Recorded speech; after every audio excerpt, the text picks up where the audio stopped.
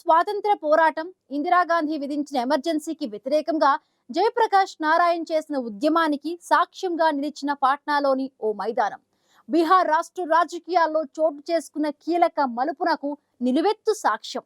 అప్పటి వరకు కలిసికట్టుగా ఎదిగిన ఇద్దరు రాజకీయ ఉద్దండుల ప్రయాణం ఆధిపత్య పోరుతో చెరొకదారి అయ్యింది. ఆర్జేడీ అధినేత లాలూ ప్రసాద్ యాదవ్ ఓటముల పర్వం, నితీష్ కు విజయాల పరంపరకు పాట్నాలోని ఆ వేదిక పునాదిగా మారింది.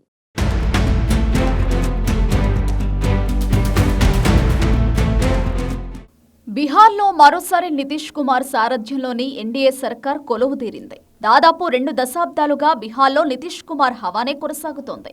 రానున్న 5 ఏళ్ల పాటు నితీష్ హవానే నడుస్తుందనడంలో సందేహం లేదు. ప్రస్తుతం రాజకీయాలను పక్కన పెట్టి గతంలోకి వెడితే బీహార్ రాష్ట్ర రాజకీయాల్లో చోటు చేసుకున్న కీలక మలుపులకు పాట్నాలోని గాంధీ మైదానం నిలువెత్తు సాక్ష్యం. అప్పటి వరకు కలిసికట్టుగా ఎదిగిన ఇద్దరు రాజకీయ ఉద్దండుల ప్రయాణం ఆ వేదిక నుంచి చెరోదారైంది. ఆర్జేడీ అధినేత లాలూ ప్రసాద్ యాదవ్ ఓటముల పర్వం, నితీష్ కు విజయాల పరంపరకు పాట్నాలోని ఆ వేదిక పునాదిగా మారింది.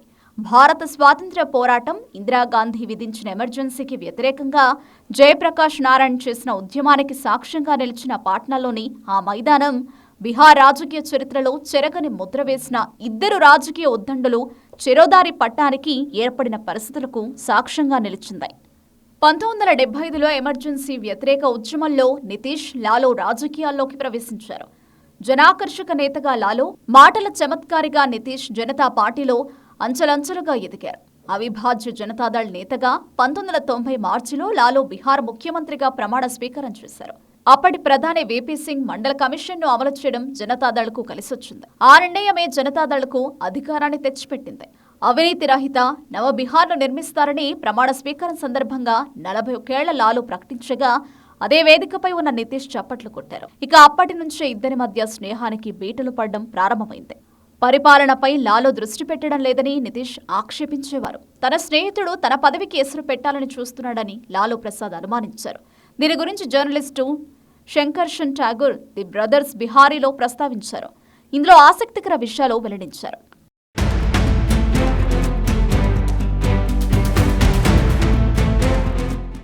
నితీష్ పై ఓసారి లాలూ ఆగ్రహం వ్యక్తం చేశారు. మీరు నాకు రాజకీయాలు నేర్పుతున్నారా అని లాలూ ఆగ్రహం వ్యక్తం చేశారని, అధికారం ఓటు బ్యాంకుతోనే వస్తుందని విమర్శించారని ది బ్రదర్స్ బిహారీలో శంకర్షన్ రాసుకొచ్చారు.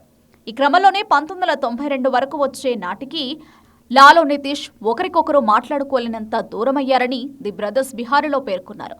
ఢిల్లీ బీహార్ భవన్లో జరిగిన గొడవ తర్వాత లాలూకు నితీష్ ఒక లేఖ రాశారు. ఇక కలిసి పనిచేయలేనని నితీష్ అందులో పేర్కొన్నారు.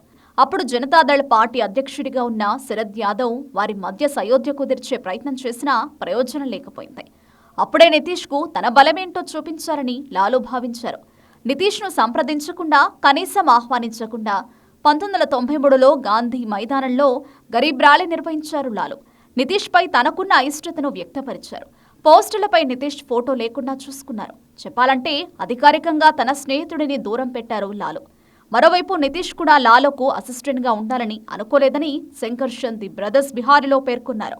మరోవైపు మండల కమిషన్ సిఫార్సులను అమలు చేయాలని లాలూ ప్రయత్నించగా యాదవేతరుల్లో ఆందోళన మొదలైంది. కుర్మీలు, ఇతర వర్గాలు తమ హక్కుల కోసం పోరాడడం మొదలుపెట్టడంతో అవి నిరసనలకు దారితీశాయి. ఈ పరిణామాలు చివరకు 1994లో గాంధీ మైదానంలో భారీ సమావేశం నిర్వహించేందుకు దోహదం చేశాయి. అయితే ఆ సమయంలో కుర్మీలు చేపట్టిన ర్యాలీకి నితీష్ హాజరవుతారా లేదా అని లాలూ ఆసక్తిగా గమనించారు. మరికొన్ని రోజుల్లో సభ జరుగుతుందనగా లాలూ నుంచి నితీష్కు ఒక సందేశం వచ్చింది. నితీష్ ర్యాలీకి వెళితే అది ద్రోహంగా పరిగణిస్తామని దాని సారాంశం. అది తన ప్రభుత్వానికి వ్యతిరేకంగా జరుగుతున్న కుట్రగా లాలూ అభివర్ణించారు.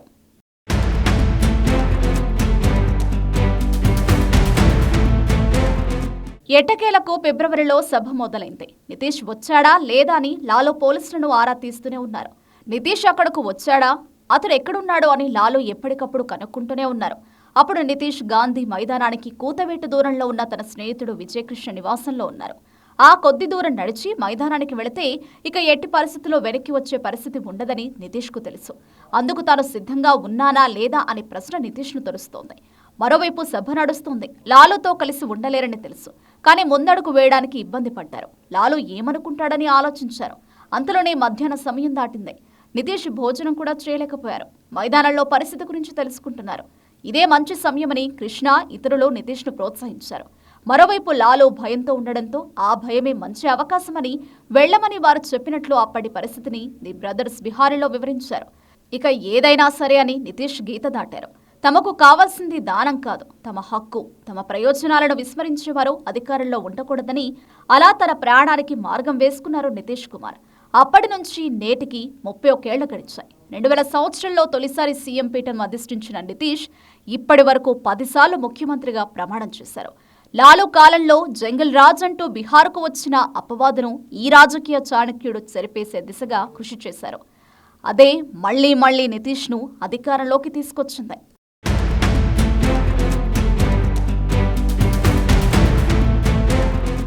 ఆర్జేడీ అధినేత లాలూ ప్రసాద్ యాదవ్, జేడీయూ అధినేత నితీష్ కుమార్ ఇద్దరు రాజకీయ ఉద్దండులే.